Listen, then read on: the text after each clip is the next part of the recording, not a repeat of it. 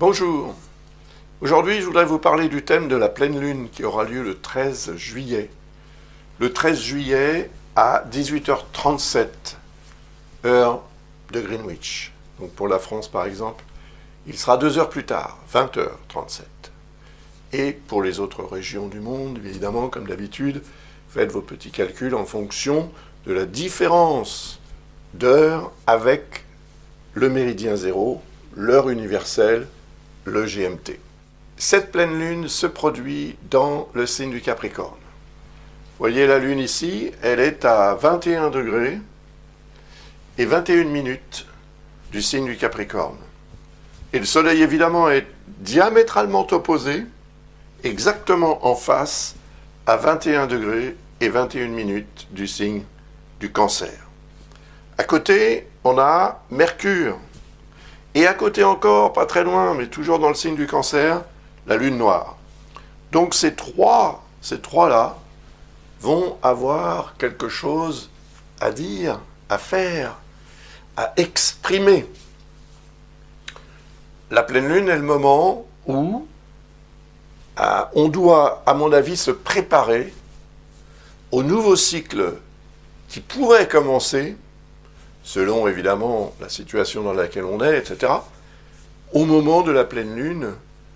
C'est vraiment très symbolique de la nécessité d'envisager la clôture de certains dossiers, la fin de certaines choses en fait, qui va se faire progressivement jusqu'à la nouvelle lune, qui là se produira dans le signe du Lion. Évidemment, je ferai une vidéo à ce sujet. Donc, Mercure, c'est la communication. Et si Mercure représente la communication, le fait que le Soleil soit proche de Mercure indique évidemment que son énergie va avoir, comment dirais-je, davantage de pouvoir, davantage d'influence sur notre comportement. Et comme ça se passe dans le signe du Cancer, qui est le signe de la Lune, évidemment, c'est beaucoup plus fort que dans un autre signe. Et ça veut dire que l'émotionnel peut entrer en ligne de compte et troubler un peu le jeu, si je puis dire. C'est-à-dire faire en sorte que l'on soit plus dans une logique de réflexion, d'analyse et de communication, influencée par l'émotionnel que par le rationnel. D'autant plus que la lune noire représente les zones d'ombre, donc représente ce dont on n'est pas sûr du tout, ce qu'on cache même, ou ce qu'on nous cache. Et là, il y aura probablement un besoin de faire la lumière sur ce qui ne semble pas être très clair. Et c'est ce besoin de clarté qui va évidemment s'intensifier au moment où la Lune entrera en opposition avec le Soleil. Et elle sera un magnifique disque lumineux dans le ciel. Elle a une influence très forte, cette pleine Lune, sur les marées, et comme le corps humain est composé d'environ 70 à 80% d'eau, évidemment qu'il se produit un phénomène de marée intérieure qui agit aussi bien sur le plan physiologique au niveau des cellules que sur le plan psychologique au niveau du cortex cérébral. Le cerveau est constitué de plus de 80% d'eau. Voyez ? Donc ce phénomène de marée intervient et au moment de la pleine lune, on est beaucoup plus intense en fait en général. Même si certaines personnes s'en aperçoivent plus que d'autres, certaines personnes ne s'en aperçoivent pas du tout. Mais en règle générale, on va dire qu'il y a un phénomène très fort d'intensification de l'émotionnel lorsque la Lune est pleine. Elle est en Capricorne, ça n'est pas son signe, puisqu'elle est, elle, maîtresse, comme on dit en astrologie, du signe opposé, le signe du Cancer.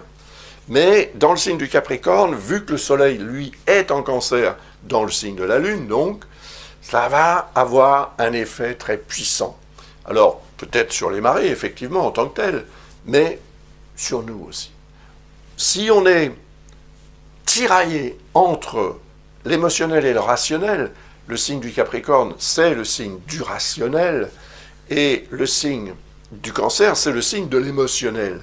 Donc ces deux personnages ou ces deux facettes de notre personnalité vont avoir tendance à se tirailler pour essayer d'imposer une sorte de différence, une force plus intense. La Lune ne va pas séjourner très longtemps dans le signe du Capricorne. Elle séjourne en général 2 jours et demi dans chaque signe. Elle est ici à 21 degrés, ça veut dire que environ 42 heures avant cette pleine lune, la Lune commencera son transit dans le signe du Capricorne. Et il va continuer pendant environ 18 heures après cette pleine lune. Donc cette période sera globalement une période d'intensification de l'émotionnel, du rôle de l'émotionnel sur le rationnel.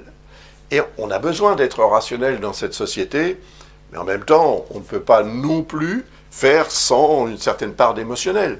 Donc, il va falloir faire un effort pour gérer et faire cohabiter ces forces qui sont en nous, qui s'exprimeront de façon intellectuelle, cérébrale, mentale, par l'intermédiaire de Mercure, qui s'exprimeront sur le plan physique ou physiologique ou psychologique par l'intermédiaire du Soleil. Évidemment, elles s'exprimeront sur le plan émotionnel aussi, on l'a vu, et en rapport avec la Lune noire. Donc il y a là, à mon avis, un besoin de faire la lumière. Sur quoi? Tout dépend évidemment de ce que vous vivez, de ce que vous voulez. Et là, si vous avez besoin d'informations supplémentaires en fonction de votre propre thème astral, eh bien, nous sommes à votre disposition à l'École Ablas pour vous aider. Donc, visitez le site et vous trouverez des informations pour poser une question, par exemple, ou pour commander même une analyse plus approfondie. Et la Lune, donc, comme je le disais tout à l'heure, va continuer son périple. Elle va séjourner environ 18 heures après cette pleine Lune dans le signe du Capricorne, où elle va atteindre, évidemment, Pluton. Et c'est ce qu'on va voir tout de suite.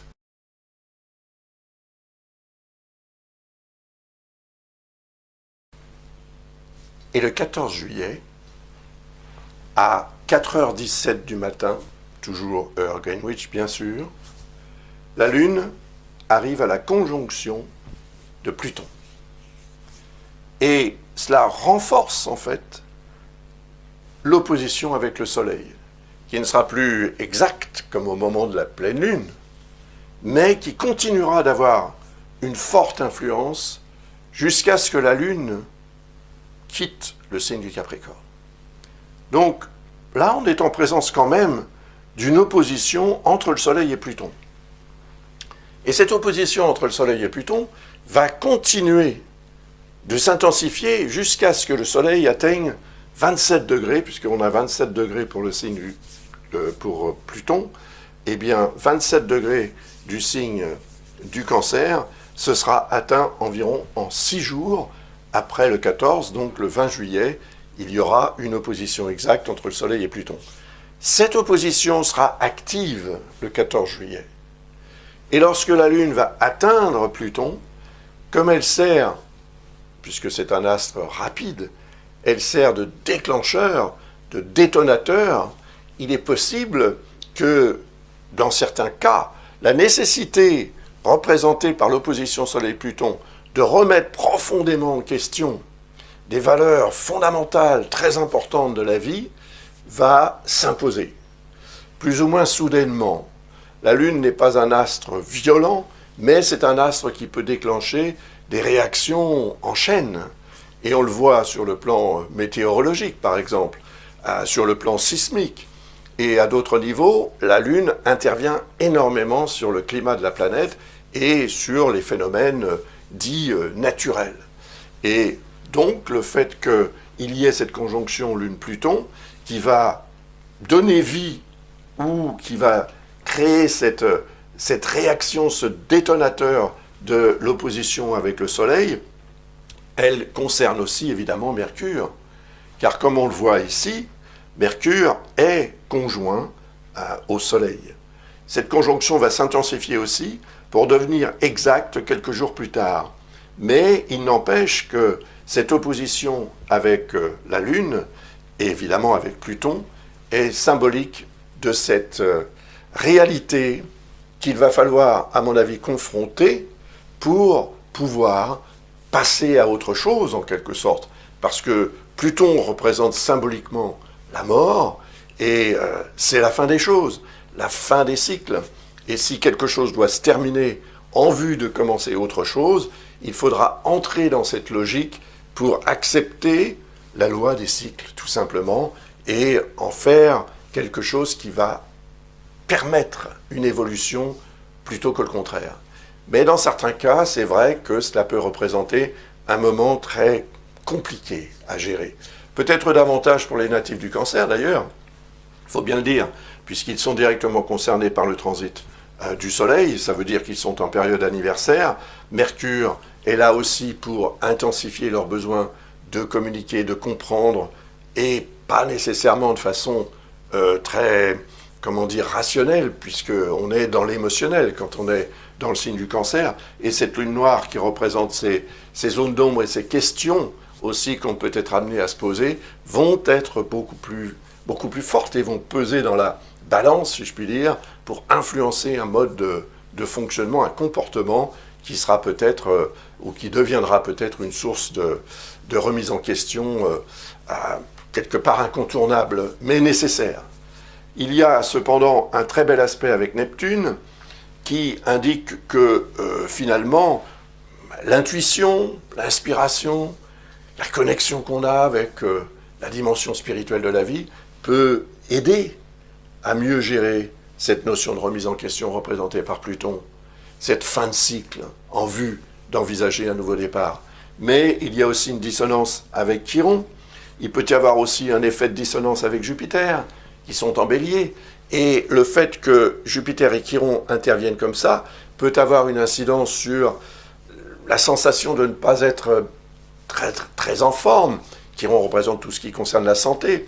Donc, ce que vous allez avoir besoin de soigner, de traiter, de comprendre pour vous débarrasser de certains symptômes existentiels, pas nécessairement au niveau de la santé elle-même, eh bien, il faudra évidemment, je pense, se reposer davantage sur l'énergie neptunienne, c'est-à-dire faire un effort de spiritualisation de l'existence de la vôtre et des situations, de la situation dans laquelle vous êtes, de façon à mieux la gérer plutôt que d'être dans une logique d'exagération d'un sentiment ou d'un malaise ou d'un mal-être qui serait représenté par cette conjonction ou cette présence plutôt qu'une conjonction de Chiron et de Jupiter dans le signe du Bélier, qui est le signe de Mars, donc un signe puissant et réactif.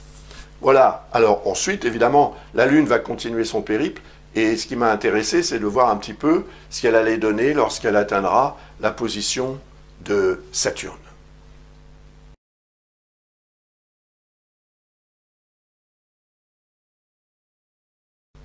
Elle atteindra la position de Saturne le 15 juillet.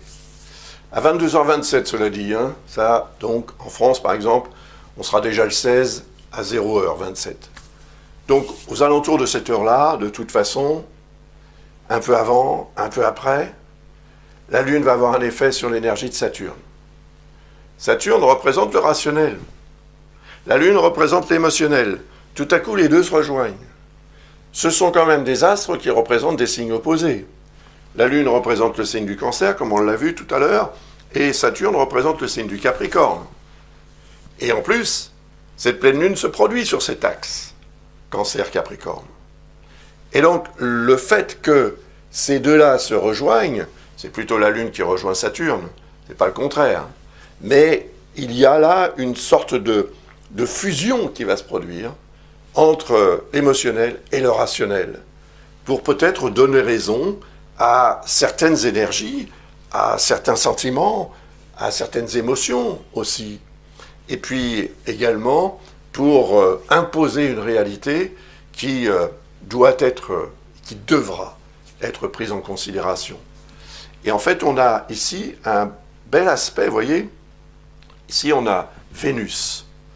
Et Vénus est en harmonie avec cette conjonction Lune-Saturne. Vénus en Gémeaux a une influence sur la capacité qu'on a à gérer la communication avec davantage d'amour, si vous voulez. Donc, en mettant des gants pour exprimer des choses qui ne sont pas forcément toujours très faciles à dire. Donc, on a davantage de capacité, justement, à exploiter ça, à exploiter le mot, la communication, pour faire passer des messages et les faire passer le mieux possible. Et donc, le lien entre Vénus, Saturne et la Lune peut indiquer, si vous êtes par exemple dans une situation propice à une évolution concrète ou à une consolidation ou à une concrétisation sur le plan sentimental, voilà, ça peut se réaliser à ce moment-là, lorsque la Lune atteindra la position de Saturne. Parce qu'elle va évidemment donner vie à cet aspect très bénéfique qui s'exprime déjà depuis un certain temps, hein, et qui va être vraiment catalysé par l'arrivée de la Lune. Donc profitez-en, peut-être que ce sera un moment pour vous aussi de vous imposer dans un domaine qui vous est cher ou dans la vie de quelqu'un qui vous est cher. Donc c'est intéressant, ça peut aussi représenter une augmentation du facteur chance dans les situations où la communication est importante. Je pense que tout ce qui concerne les voyages, les déplacements, les rencontres, les relations humaines, sera certainement favorisé par ce transit de la Lune à la longitude de Saturne. Donc ça va durer quelques heures, mais en fait, la Lune, dès qu'elle sera en Verseau, sera en harmonie avec le signe des Gémeaux, elle sera en harmonie donc avec Vénus, même si il faudra attendre quand même jusqu'au 15 ou au 16 au matin pour ressentir vraiment les effets positifs de ce transit de la Lune en Verseau. Cela dit, il y a une dissonance avec Uranus, donc il ne faudra pas aller trop vite pour changer les choses. Respectez le facteur temps, c'est très important. Saturne représente ça. Il représente en fait la capacité qu'on a à faire preuve de patience, alors qu'Uranus représente l'empressement à s'engager dans l'avenir, si vous voulez, donc dans le changement. C'est très bien, parce qu'en plus le nœud lunaire nord est conjoint à Uranus, ce qui veut dire qu'il y aura vraiment un désir, un besoin et un potentiel. Mais ne précipitez pas les choses. Soyez vigilante en ce qui concerne, ou vigilant en ce qui concerne, bien, je pense, les réalités qu'il ne faudra pas négliger au profit d'un demain ou d'un avenir qui ne sera pas forcément garanti à 100% de réussir aussi bien ou de vous apporter la réussite et les satisfactions aussi belles que ce que vous imaginerez ou que ce que vous envisagerez ou que ce qui vous sera permis de déterminer par le biais d'une réflexion, d'une communication, d'un échange ou d'un contrat. Et puis, il y a aussi un quinconce, vous voyez, c'est cette ligne ici, avec cette conjonction qui s'intensifie entre le Soleil et Mercure. La communication, on y revient. La capacité qu'on a et la volonté qu'on a aussi à exprimer des choses, mais également à réfléchir. Mercure représente la vision qu'on a du monde, donc des autres et de soi-même.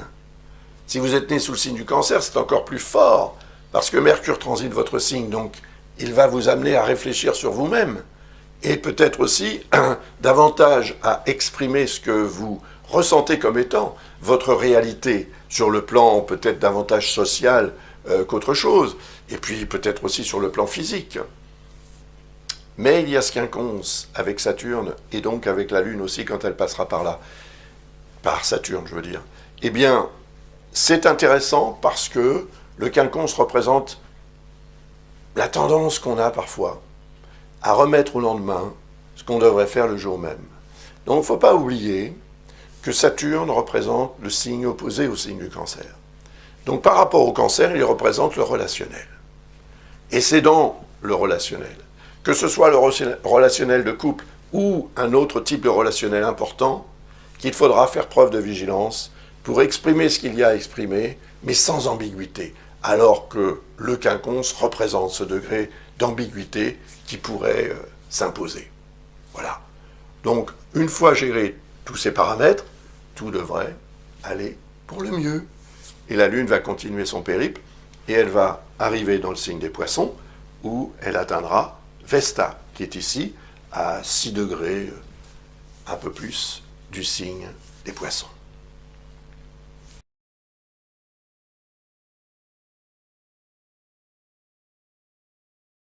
Nous serons le 16 juillet, à 19h11, heure de Greenwich toujours, quand la Lune va atteindre la longitude de Vesta, produisant une belle conjonction. Très intéressante d'ailleurs, parce que comme on le voit ici, Vesta est en harmonie avec Mars, qui est à 7 degrés 59 minutes du signe du Taureau. Mars représente la capacité qu'on a à agir pour s'imposer, pour se défendre, pour combattre, etc. C'est le dieu de la guerre. Il représente les armes à notre disposition pour faire ce qu'il y a à faire, les armes ou les outils. Il représente la capacité qu'on a à véritablement agir, réagir au mieux et parfois pas forcément de façon très efficace. Ça dépend des jours, si vous voulez, et ça dépend aussi de l'orientation de Mars par rapport à votre thème et de l'orientation de Mars par rapport au zodiaque en général. Il s'avère que le 16 juillet, en fin de journée, lorsque la Lune atteindra la position de Vesta, elle sera en harmonie avec Mars. Vesta étant déjà en harmonie avec Mars, bien évidemment. Eh bien, ça c'est intéressant parce que ça veut dire, bien sûr, que l'harmonie représentée justement par Vesta est amplifiée par ce lien, cet aspect, comme on dit en astrologie, qui va être, lui, magnifié par le passage de la Lune. Et si vous avez à prendre une décision ou à prendre position pour rétablir, restaurer ou préserver l'harmonie ou l'équilibre dans une relation, dans une situation importante, ce sera le moment de le faire. Vous me direz, c'est la fin de la journée. Alors, si ça concerne votre vie personnelle, ça peut se gérer en fin de journée. Si ça concerne la vie professionnelle, ça peut être un peu plus délicat. Mais il n'empêche que la réflexion qui sera faite à ce moment-là, peut permettre de prendre une décision qui sera présentée par Mars, et la décision prise pourrait avoir d'heureuses répercussions, tout au moins il faut le souhaiter, lorsque Mars sera rejoint par la Lune quelques jours plus tard. On verra ça tout à l'heure.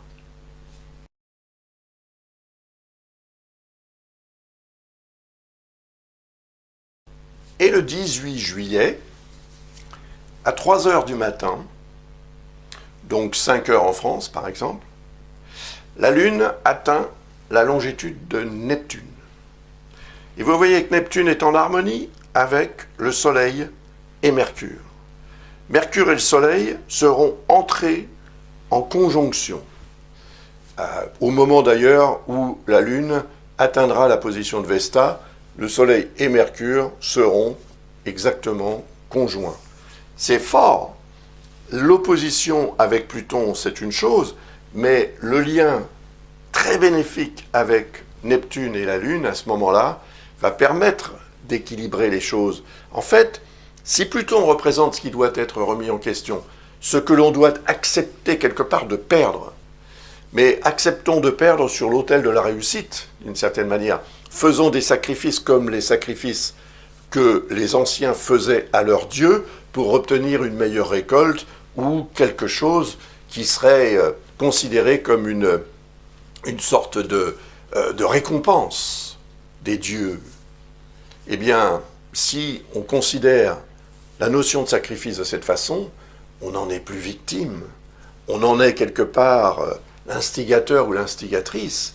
On a besoin de remettre les choses en question ponctuellement dans la vie d'ailleurs. Ça permet de faire du nettoyage. Et lorsque ce nettoyage est fait, on peut effectivement passer à autre chose et apporter de nouvelles valeurs là où les anciennes valeurs ont cédé la place, justement, pour que ces nouvelles valeurs puissent s'imposer.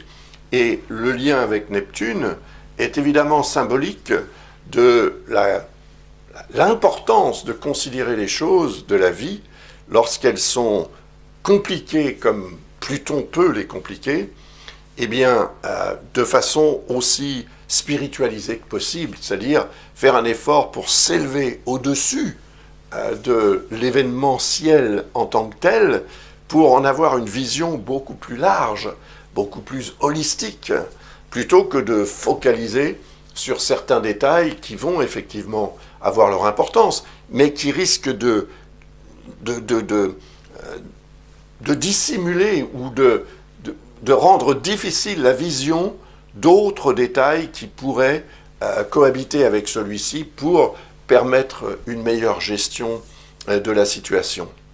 Donc ça veut dire qu'il faudra faire un effort aussi, je dirais, de philosophie.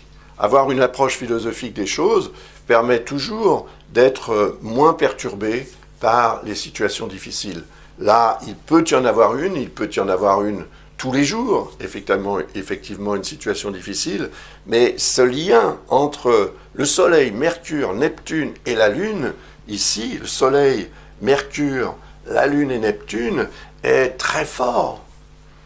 Et il représente aussi la capacité qu'on a à percevoir les choses. C'est l'intuition, Neptune, c'est l'inspiration artistique également, par exemple, et c'est tout ce qui nous relie à l'invisible qui nous entoure.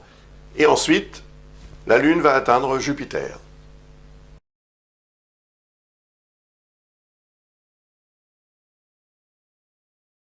Le 19 juillet, la Lune va atteindre Jupiter. Le 19 juillet à 2h34 du matin, 4h34 en France, la Lune atteint Jupiter dans le signe du Bélier, elle n'est pas très loin de Chiron, qui sera atteint quelques heures plus tard. Il n'y a pas d'aspect, comme vous le voyez. Alors, ça veut dire que l'énergie de Jupiter en Bélier va être évidemment dynamisée par l'arrivée de la Lune. Et je dirais pendant tout le transit de la Lune dans le signe du Bélier, puisqu'elle continuera d'avoir un effet sur ce signe, donc sur tout ce qu'il y a dans ce signe, à savoir Jupiter et Chiron. Alors Jupiter, c'est l'évolution, l'augmentation, ça peut indiquer une période très chaude, par exemple, avec de l'eau également, qui sera représentée par la Lune, donc orage, des pluies, des choses comme ça. Ça, bon, c'est l'été, après tout. C'est normal qu'on ait ce genre comment dirais-je, de manifestation. Mais c'est sûr que le transit de Jupiter en Bélier, signe de feu, indique quand même une période assez longue, au cours de laquelle la chaleur du feu, donc l'effet feu, va s'intensifier au niveau du climat.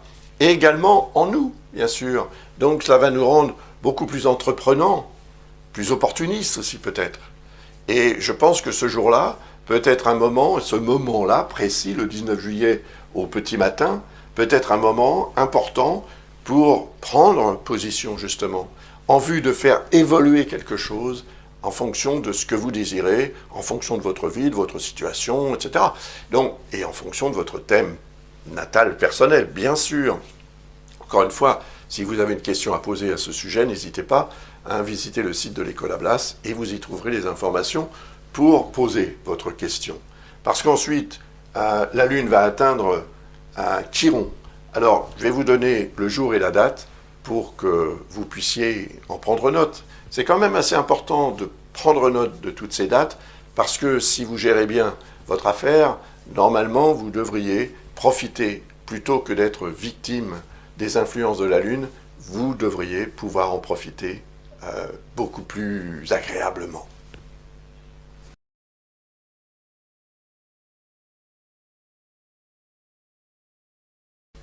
Donc nous sommes toujours le 19 juillet, il est un peu plus tard dans la journée, hein, il est ici 16h56, on peut dire 17h, donc 19h en France. La Lune rejoint Chiron, la santé. Donc si vous avez une décision à prendre en ce qui concerne votre état de santé physique, physiologique, ou l'état de santé de vos affaires, dans un domaine ou dans un autre, selon votre situation et votre thème natal personnel, bien sûr, eh bien, ce sera un moment propice pour le faire. Voilà. C'est ce que représente en fait le signe du Bélier, relié à Mars, l'action. Donc prendre une décision, prendre position et agir ou réagir en fonction d'une situation et d'un besoin qui émane de cette situation. Ce sera un moment propice pour le faire. Évidemment, il faudra tenir compte aussi du fait que Mars peut avoir un effet d'accélération et il faudra évidemment mûrement réfléchir avant de prendre votre décision.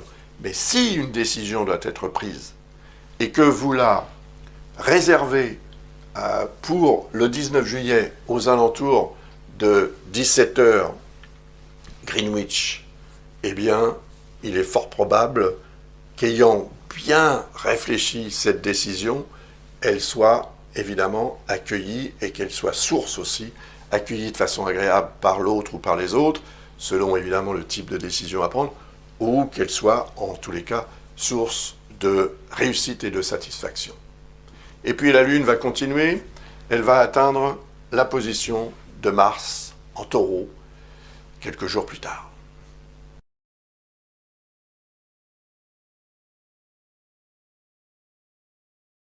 Deux jours plus tard, en effet, la Lune atteint la position de Mars, à 11 degrés 16 minutes du signe du Taureau, à 16h06 GMT, le 21 juillet. Cela produit en fait une dissonance avec Mercure, qui sera à 4 degrés du signe du Lion. Cette dissonance peut indiquer un risque d'incident diplomatique. Comment dirais-je, Mercure représente la communication, Mars représente l'énergie qu'on met dans ce que l'on fait, dans ce que l'on veut imposer, c'est le dieu de la guerre.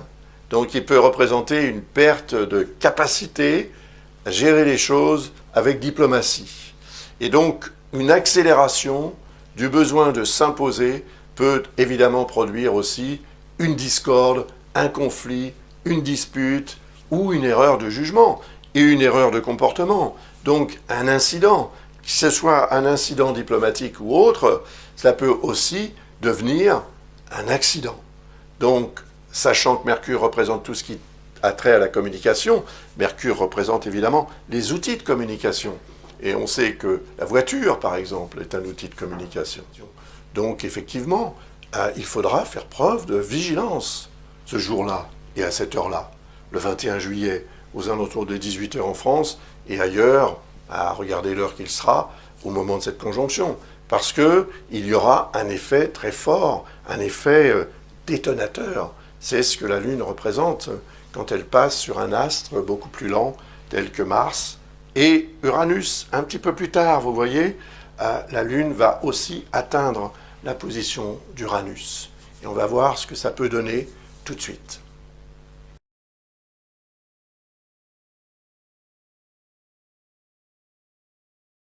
Le lendemain, le 22 juillet, comme on le voit ici à 6h15 du matin, donc 8h15 en France, la Lune atteint la longitude d'Uranus et la longitude du nœud lunaire nord. Elle se met entre les deux à 6h15 du matin. Le nœud lunaire nord représente ce vers quoi on doit tendre dans la vie. Uranus représente la notion de changement. Donc si vous devez tendre vers le changement, il est fort probable que la Lune, intervenant dans son rôle de détonateur, va donner vie à ce changement, va permettre à ce changement de s'imposer. Mais il y a une dissonance avec Saturne que vous voyez ici.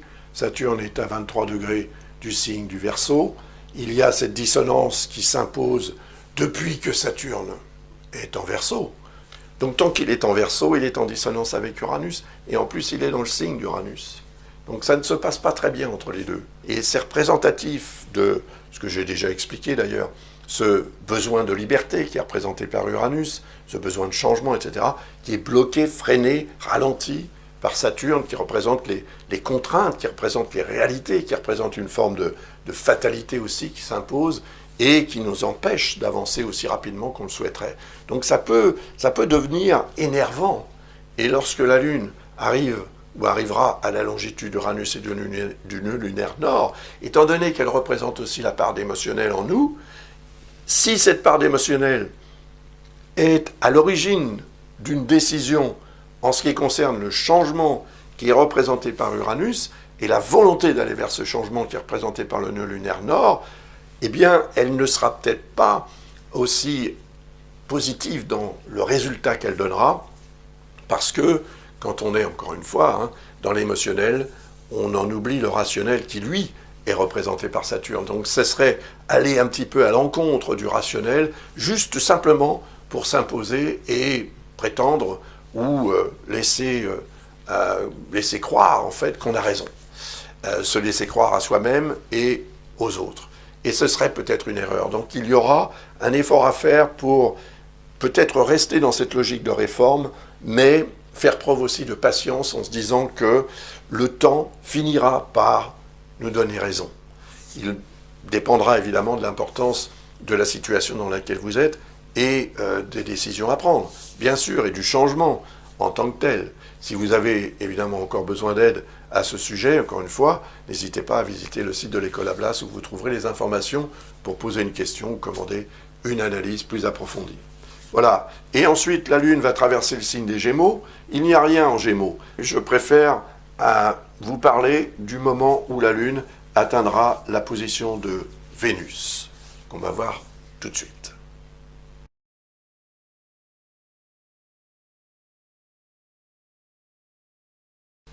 Pourquoi elle est importante, cette conjonction de la Lune avec Vénus? Parce qu'elle implique également la Lune noire. Comme vous le voyez ici, Vénus à 10 degrés, la Lune à 10 degrés, la Lune noire à 11 degrés. Nous serons le 26 juillet. Il sera 15h15. Donc 17h15 en France, encore une fois. Et là, cela crée une dissonance avec Jupiter et Chiron qui sont ici en Bélier. Cette dissonance est symbolique d'une tendance à l'exagération. L'exagération du bien ou du moins bien. Ça joue dans les deux sens, en fait. Comme il y a une dissonance et que Jupiter représente cette tendance qu'on a parfois à grossir les choses inutilement, soit pour se faire peur, soit pour se faire du bien, mais de façon non rationnelle. Chiron, au contraire, représente la capacité qu'on a à analyser les choses et à les comprendre.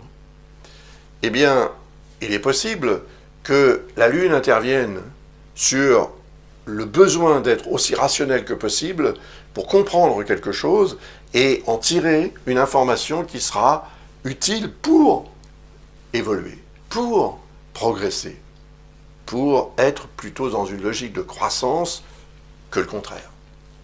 La Lune noire est symbolique d'un trouble intérieur, d'un doute, ou de quelque chose qui nous motive et dont on n'est pas forcément très fier.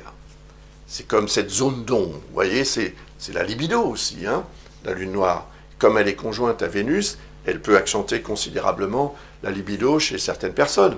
Peut-être plus particulièrement d'ailleurs les natifs du Cancer, et les natifs du Cancer qui ont le soleil aux alentours de 10 degrés du Cancer. Ça, évidemment, que ça les concernera davantage. Mais nous serons tous concernés d'une certaine manière. En fonction du thème de chacun, il y a quelque chose en Cancer, que ce soit une maison, un astre ou un élément, il y a quelque chose en Cancer. Et donc, nous serons tous motivés d'une certaine façon, avec un sentiment peut-être ambigu, d'amour, de désir, l'émotionnel se mêlant à l'affectif ou à l'aspect sentimental d'une relation ou d'une situation, peut devenir une source d'exagération du contexte et de l'importance, en fait, de la situation. N'oublions pas que l'importance d'une situation est quand même très tributaire du point de vue que l'on a de cette même situation.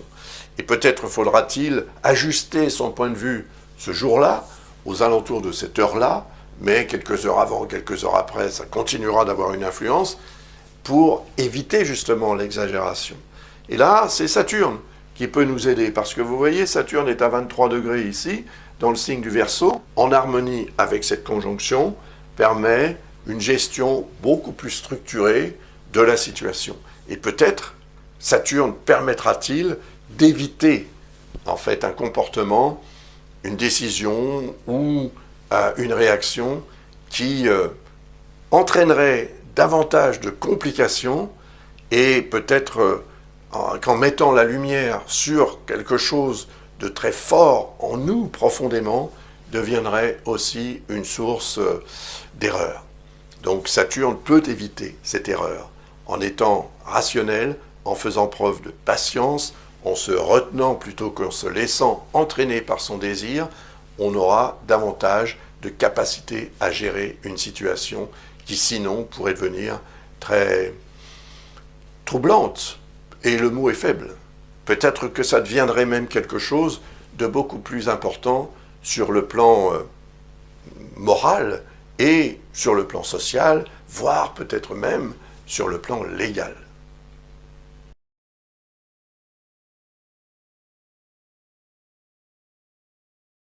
Et enfin, le 28 juillet à 17h53, la Lune rejoindra le Soleil à 5 degrés 38-39 du signe du Lion.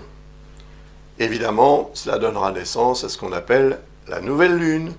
Et j'analyserai cette carte du ciel et l'évolution de la Lune autour du zodiaque pour vous, en temps et en heure, c'est-à-dire très probablement le jour de la pleine Lune du 13 juillet, si je ne suis pas trop occupé par autre chose ce jour-là. Ça pourrait être le lendemain, ça pourrait être aussi la veille d'ailleurs. Mais j'essaierai de mettre en ligne cette vidéo sur la nouvelle Lune du 28 juillet, évidemment environ 2 semaines avant qu'elle ne se produise, pour que vous puissiez vous préparer à la vivre au mieux, cette période importante. Merci beaucoup de votre attention et je vous souhaite évidemment une très belle nouvelle lune aujourd'hui 30 juin et également une très agréable pleine lune en tenant compte de ce que je viens de vous expliquer bien évidemment. Au revoir.